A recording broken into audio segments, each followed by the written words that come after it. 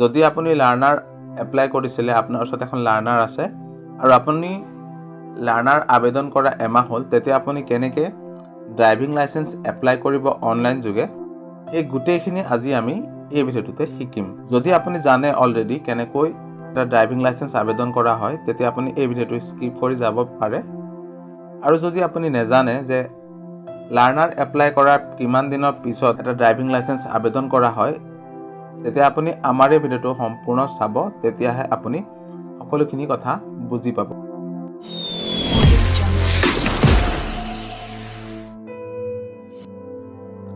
যদি আপুনি লাৰ্ণাৰখন পাইছে তেতিয়া অনলাইন যোগে ড্ৰাইভিং লাইসেন্স আবেদন কৰিবলৈ আপোনাক আৰু বেলেগ নথি একোৱেই নালাগে। আপুনি জাষ্ট আপোনাৰ লাৰ্ণাৰ লাইসেন্স সেইটো পিডিএফত সেভ কৰি থলে হ'ল, আপুনি সেইটো দ্বাৰাই ড্ৰাইভিং লাইসেন্সখন আবেদন কৰিব পাৰিব।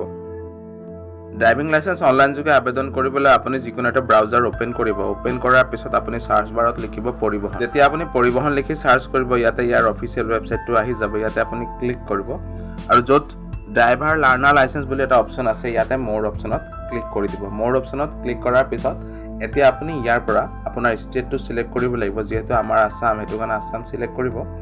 আসাম সিলেক্ট কৰাৰ পিছত এতিয়া আপুনি ইয়াত দুটা জেগাত দুটা অপচন পাব। ঠিক আছে, আপুনি ইয়াত ড্ৰাইভাৰ লাইসেন্স লিখা আছে, ইয়াত গৈ নিউ ড্ৰাইভিং লাইসেন্স ইয়াত ক্লিক কৰিলেও হ'ব, নতুবা তলত চাওক এপ্লাই ফৰ ড্ৰাইভিং লাইসেন্স এই অপচনটোত আপুনি ক্লিক কৰিলেও হ'ব। তাতে ক্লিক কৰাৰ পিছত এতিয়া আপুনি কন্টিনিউ অপচনত ক্লিক কৰক। কন্টিনিউ অপচনত ক্লিক কৰাৰ পিছত এতিয়া আপুনি ইয়াতে লাৰ্ণাৰ লাইসেন্স নাম্বাৰটো দিব লাগিব। তাৰ পিছত আপুনি আপোনাৰ ডেট অফ বাৰ্থটো লিখিব লাগিব। তাৰ পিছত আপুনি ওকে অপচনত ক্লিক কৰিব লাগিব। কিন্তু লাৰ্ণাৰ লাইসেন্সখন লিখাৰ আগতে আপুনি ইয়াতে এক্সাম্পলটো চাই লওক কেনেকৈ আপুনি লাৰ্ণাৰ লাইসেন্সৰ নাম্বাৰটো লিখিব লাগিব। আপোনাৰ যি লাৰ্ণাৰ লাইসেন্স থাকে তাত প্ৰথমে দ্বিতীয়ৰ যিটো কোড থাকে AS03 বা AS01 সেইটো প্ৰথমে লিখি পিনি আপুনি এবাৰ স্পেচ দিব লাগিব। তাৰ পিছত যেনেকৈ কাগজখনত লিখা আছে ঠিক তেনেকৈ আপুনি লিখি দিব লাগিব। লাৰ্ণাৰ লাইসেন্সৰ নাম্বাৰটো লিখাৰ পিছত ইয়াতে আপোনাৰ ডেট অফ বাৰ্থটো লিখি দিয়ক। তাৰ পিছত আপুনি ওকে অপচনত ক্লিক কৰি দিয়ক। ওকে অপচনত ক্লিক কৰাৰ পিছত আপুনি যি ড্ৰাইভিং লাইসেন্স ইয়াতে এপ্লাই কৰিছিলে সেইটো ইয়াতে আহি যাব। ইয়াৰ পৰা আপুনি সিলেক্ট কৰক। তাৰ পিছত আপুনি ইয়াতে থকা এৰোটোত ক্লিক কৰক।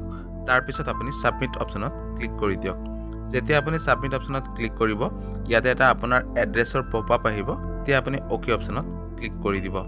ওকে অপচনত ক্লিক কৰাৰ লগে লগে ইয়াতে আপোনাৰ এপ্লিকেশ্যন নাম্বাৰটো জেনেৰেট হৈ যাব।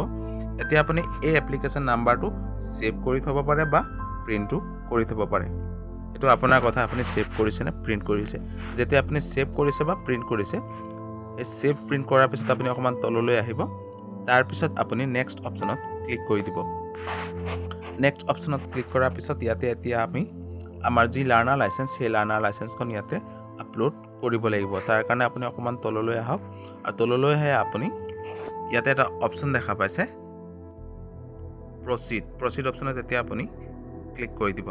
প্ৰচিড অপচনত ক্লিক কৰাৰ পিছত ইয়াতে আপোনাৰ এপ্লিকেশ্যন নাম্বাৰটো আহি যাব আৰু আপোনাৰ ডেট অফ বাৰ্থটো আহি যাব। এতিয়া আপুনি সাবমিট অপচনত ক্লিক কৰি দিব। সাবমিট অপচনত ক্লিক কৰাৰ পিছত ইয়াতে ওকে অপচনত ক্লিক কৰিব। ওকে অপচনত ক্লিক কৰাৰ পিছত ডকুমেণ্টৰ পৰা সিলেক্ট অপচনত ক্লিক কৰি লাৰ্ণাৰ লাইসেন্স সিলেক্ট কৰিব। প্ৰুফতো ক্লিক কৰি লাৰ্ণাৰ লাইসেন্সে সিলেক্ট কৰিব। তাৰ পিছত আপুনি চুজ অপচনত ক্লিক কৰিব। চুজ অপচনত ক্লিক কৰি আপুনি আপোনাৰ লাইসেন্সখন য'ত সেভ হৈছে সেই লোকেশ্যনত গৈ আপোনাৰ লাৰ্ণাৰ লাইসেন্সখন সিলেক্ট কৰিব। লাৰ্ণাৰ লাইসেন্সখন সিলেক্ট কৰাৰ পিছত আপুনি ওপেন অপচনত ক্লিক কৰিব। ওপেন অপচনত ক্লিক কৰাৰ পিছত এতিয়া আপুনি ইয়াৰ পৰা আপলোড অপচনত ক্লিক কৰি দিব। আপলোড অপচনত ক্লিক কৰাৰ পিছত ইয়াতে এটা কনফাৰ্মৰ অপচন আহি যাব। এতিয়া আপুনি ইয়াতে কনফাৰ্ম অপচনত ক্লিক কৰি দিব। যেতিয়া আপুনি কনফাৰ্ম অপচনত ক্লিক কৰি দিব আপোনাৰ ডকুমেণ্টটো সাকসেসফুলি ইয়াতে আপলোড হৈ যাব। এতিয়া আপুনি অকণমান তললৈ আহিব আৰু নেক্সট অপচনত ক্লিক কৰিব। নেক্সট অপচনত ক্লিক কৰাৰ পিছত আপোনাৰ এপ্লিকেশ্যনৰ ষ্টেটাছ ইয়াতে দেখাই দিব। এতিয়া আমি ইয়াতে ড্ৰাইভিং লাইসেন্সৰ পেমেণ্টটো কৰিব লাগিব। তাৰ কাৰণে আপুনি অকণমান তললৈ আহক আৰু ইয়াতে আপুনি এটা অপচন পাব ফি পেমেণ্ট। এতিয়া আপুনি এই ফি পেমেণ্ট অপচনত ক্লিক কৰি দিব। ফি পেমেণ্ট অপচনত ক্লিক কৰাৰ পিছত বেংক গেটৱেৰ পৰা আমি ই-গ্ৰেছ অপচনটো সিলেক্ট কৰিব লাগিব। তাৰ পিছত ইয়াতে যি আপুনি কেপচা দেখা পাইছে সেই কেপচাটো ইয়াতে ফিল কৰিব লাগিব। তাৰপিছত আপুনি পে নাও অপশ্যনত ক্লিক কৰিব লাগিব পে নাও অপশ্যনত ক্লিক কৰাৰ পিছত ইয়াৰ পৰা টাৰ্মছ এণ্ড কণ্ডিশ্যনটো টিক কৰিব লাগিব তাৰপিছত প্ৰচিড ফৰ পে'মেণ্ট অপশ্যনত ক্লিক কৰিব লাগিব কিন্তু কেতিয়াবা কি হয় যেতিয়া আমি প্ৰচিড ফৰ পে'মেণ্ট অপশ্যনত ক্লিক কৰোঁ তেতিয়া ইয়াতে এনেধৰণৰ ইৰ'ৰ দেখায় এনেধৰণৰ যদি আপোনাৰ ইৰ'ৰ আহে পে'মেণ্ট কৰোঁতে তেতিয়া আপুনি কি কৰিব অলপ সময় ৰৈ দিব ঠিক আছে অলপ সময় ৰৈ দিয়াৰ পিছত আপুনি যি ব্ৰাউজাৰ ব্যৱহাৰ কৰি আছিলে সেই ব্ৰাউজাৰটো কাট কৰিব কাট কৰাৰ পিছত আপুনি আকৌ পৰিবহনৰ যিটো অফিচিয়েল ৱেবছাইট সেইটো গুগলত চাৰ্চ কৰি তাৰ যিটো হোম পেজ সেই হোম পেজত যাব হোম পেজত গৈ পিনি ড্ৰাইভাৰ লাইচেন্সত মোৰ অপশ্যনত ক্লিক কৰিব মোৰ অপশ্যনত ক্লিক কৰাৰ পিছত ষ্টেটৰ পৰা অসম চিলেক্ট কৰিব অসম চিলেক্ট কৰাৰ পিছত আপুনি হোম পেজত আহি যাব এতিয়া আপুনি ইয়াতে ফি পে'মেণ্ট বুলি এটা অপশ্যন আছে সেই ফি পে'মেণ্টত এতিয়া আপুনি ক্লিক কৰি দিয়ক ফি পে'মেণ্টত ক্লিক কৰাৰ পিছত প্ৰচিড অপশ্যনত ক্লিক কৰক প্ৰচিড অপশ্যনত ক্লিক কৰাৰ পিছত ইয়াতে আপুনি আপোনাৰ এপ্লিকেশ্যন নাম্বাৰটো লিখি দিয়ক তাৰপিছত ডেট অফ বাৰ্থত আপোনাৰ ডেট অফ বাৰ্থটো লিখি দিয়ক তাৰপিছত আপুনি কেলকুলেট অপশ্যনত ক্লিক কৰি দিয়ক কেলকুলেট অপশ্যনত ক্লিক কৰাৰ পিছত ইয়াতে আপুনি আপোনাৰ এমাউণ্টটো দেখা পাব যে আপুনি কিমান টকাৰ পে'মেণ্ট ইয়াতে কৰিব লাগিব এতিয়া আপুনি বেংক গেটৱে অপশ্যনৰ পৰা ইগ্ৰেছ অপশ্যনটো চিলেক্ট কৰক তাৰপিছত ইয়াতে যি কেপচা দেখা পাইছে সেই কেপচাটো ফিল কৰি পে নাও অপশ্যনত ক্লিক কৰক পে নাও অপশ্যনত ক্লিক কৰাৰ পিছত ইয়াৰ পৰা টাৰ্মছ এণ্ড কণ্ডিশ্যনটো টিক কৰি প্ৰচিড ফৰ পে'মেণ্ট এই অপশ্যনটোত ক্লিক কৰক এতিয়া আপুনি ইয়াৰ পৰা পে'মেণ্ট গেটৱে অপশ্যনত এক্সিছ ইজি পে এই অপশ্যনটো চিলেক্ট কৰি এগ্ৰি কৰক তাৰপিছত আপুনি প্ৰচিড ফৰ পে'মেণ্ট অপশ্যনত ক্লিক কৰক প্ৰচিড ফৰ পে'মেণ্ট অপশ্যনত ক্লিক কৰাৰ পিছত এতিয়া ইয়াতে এটা পপ আপ আহিব ৰেফাৰেঞ্চ নাম্বাৰৰ এইটো আপুনি অ'কে কৰি দিব অ'কে কৰাৰ পিছত ইয়াতে পে'মেণ্টৰ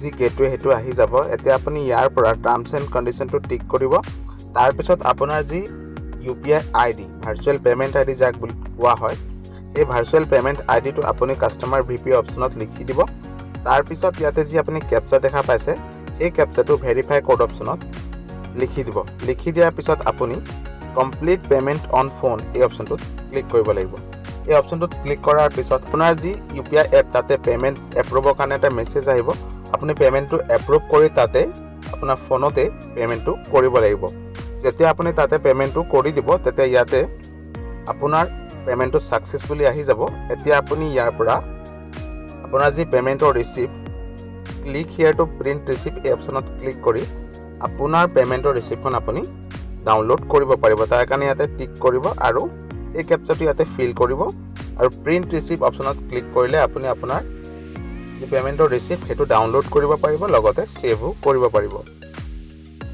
ৰিচিপ্টখন ডাউনলোড অথবা প্ৰিণ্ট অথবা ছেভ কৰাৰ পিছত আপোনাৰ ইয়াতে DL এপ্লিকেশ্যন কমপ্লিট হৈছে এতিয়া আমি কি কৰিব লাগিব DLৰ যিটো প্ৰেক্টিকেল টেষ্ট সেইটো দিবৰ কাৰণে আমি এপইণ্টমেণ্ট ল'ব লাগিব তাৰ কাৰণে আপুনি হোম পেজত আহিব আকৌ এপইণ্টমেণ্টছত ক্লিক কৰিব আৰু স্লট বুকিং DL টেষ্ট এই অপশ্যনটোত ক্লিক কৰিব স্লট বুকিঙৰ কাৰণে আপুনি DL এপ্লিকেশ্যনৰ নাম্বাৰ দিও স্লট বুকিং কৰিব পাৰে বা আপোনাৰ যি লাৰ্ণাৰ লাইচেন্স আছিলে সেই লাৰ্ণাৰ লাইচেন্সৰ নাম্বাৰ দিও আপুনি স্লট বুকিং কৰিব পাৰিব মই ইয়াতে আপোনালোকক এপ্লিকেশ্যন নাম্বাৰ দি স্লট বুকিং কৰিবলৈ দেখুৱাম সেইটো কাৰণে মই ইয়াতে এপ্লিকেশ্যন নাম্বাৰ অপশ্যনত ক্লিক কৰিম তাৰপিছত ইয়াতে এপ্লিকেশ্যন নাম্বাৰটো লিখি দিম লগতে এপ্লিকেণ্টৰ যি ডেট অফ বাৰ্থ সেই ডেট অফ বাৰ্থটো ইয়াতে লিখি দিম তাৰপিছত ইয়াতে যি কেপচা আছে সেই কেপচাটো মই ইয়াতে ফিল কৰিম তাৰপিছত মই ছাবমিট অপশ্যনত ক্লিক কৰি দিম ছাবমিট অপশ্যনত ক্লিক কৰাৰ পিছত এতিয়া ইয়াতে আপোনাৰ ড্ৰাইভিং লাইচেন্সৰ টাইপটো আহি যাব ইয়াৰ পৰা আপুনি টিক কৰিব আৰু প্ৰচিড টু বুক অপশ্যনত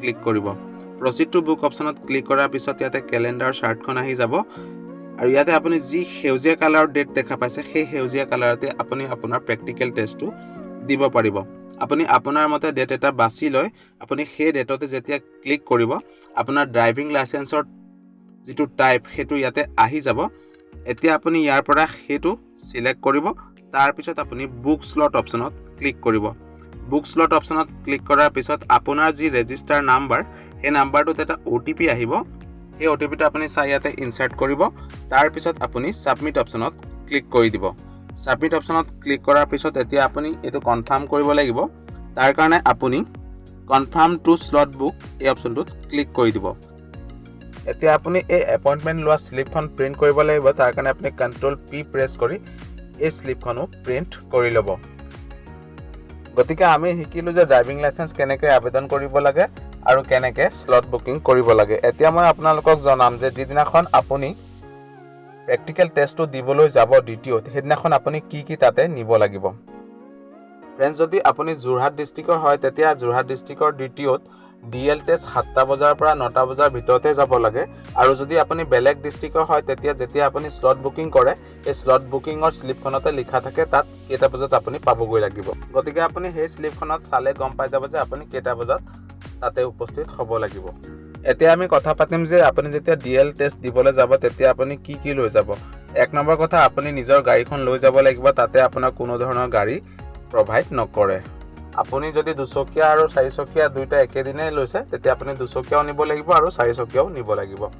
তাৰপিছত আপুনি আপোনাৰ লাৰ্ণাৰ লাইচেন্সখন প্ৰিণ্ট কৰি নিব লাগিব, আধাৰ কাৰ্ডখন প্ৰিণ্ট কৰি নিব লাগিব, আপোনাৰ এপ্লিকেশ্যনৰ নাম্বাৰটো প্ৰিণ্ট কৰি নিব লাগিব, আপুনি যি অনলাইনত পে'মেণ্ট কৰিছিলে সেই পে'মেণ্টৰ ৰিচিপ্টটো প্ৰিণ্ট কৰি নিব লাগিব, লগতে আপুনি যি স্লট বুকিং কৰিছিলে সেই স্লট বুকিঙৰ ৰিচিপ্টখনো প্ৰিণ্ট কৰি নিব লাগিব। সেই গোটেইখিনি আপুনি তাতে পিন আপ কৰিব আৰু আপুনি যিকেইখন গাড়ী লৈ গৈছে, ছাপ'জ ধৰিছোঁ আপুনি এখন বাইকো লৈ গৈছে আৰু এখন কাৰো লৈ গৈছে, তেতিয়া আপুনি সেই বাইক আৰু কাৰৰ নাম্বাৰটো এই কাগজতে লিখি দিব লাগিব। এইখিনিতে আৰু এটা কথা, যদি আপোনাৰ গাড়ী IND নাম্বাৰ নাই তেতিয়া কিন্তু আপুনি তাতে গৈ ডিএল টেষ্ট দিব নোৱাৰিব। যদি আপুনি বাইক লৈ যায় তেতিয়া আপুনি বাইকত L মাৰ্কটো লগাই নিব, লগতে আপুনি হেলমেট পিন্ধি যাব। যদি আপুনি কাৰ নিছে তাতো আপুনি L মাৰ্ক লগাই নিব, লগতে আপুনি সিট বেল্টটো মাৰিয়ে ডিএল টেষ্ট দিব। এইখিনিতে আৰু এটা কথা কৈ দিওঁ, যদি আপোনাৰ টেষ্ট বেয়া হ'ল তেতিয়া আপুনি এসপ্তাহ সময় ৰ'ব লাগিব আৰু অনলাইন যোগে ডিএল টেষ্টৰ যিটো ফি হয় সেইটো পে' কৰিব লাগিব। তাৰপিছত আপুনি আকৌ ডিএল টেষ্ট দিব পাৰিব। আৰু যদি আপোনাৰ ডিএল টেষ্ট ভাল হ'ল তেতিয়া আপুনি একো কৰিব নালাগে, আপুনি জাষ্ট ঘৰলৈ আহিলে হ'ল। 2 দিন পিছতে মোবাইলত আপডেটটো হৈ যায়, আপুনি পৰিবহণ এপটোত লগ ইন কৰি আপোনাৰ যি ড্ৰাইভিং লাইচেন্স সেইটো অনলাইনতে ডাউনলোড কৰিব পাৰিব। তাৰপিছত এমাহ পিছত বাই পোষ্টত আপোনাৰ মেইন ড্ৰাইভিং লাইচেন্সখন আপোনাৰ ঘৰলৈকে আহি যাব। আশা কৰিছোঁ এই ভিডিঅ'টোৰ দ্বাৰা আপোনালোকে কিবা এটা শিকিলে। যদি ভাবিছে কিবা এটা শিকিলোঁ তেতিয়া এই ভিডিঅ'টো এটা লাইক কৰি দিব, লগতে আমাৰ এই চেনেলটো ছাবস্ক্ৰাইব কৰি কাষতে থকা বেল আইকনটো প্ৰেছ কৰি অল নটিফিকেশ্যন অন কৰি ল'ব, যাতে এনেধৰণৰ ভিডিঅ' আপোনালোকে সদায় চাবলৈ পায়। ভিডিঅ'টো চোৱাৰ বাবে আপোনালোকক অশেষ ধন্যবাদ। জয় আই অসম।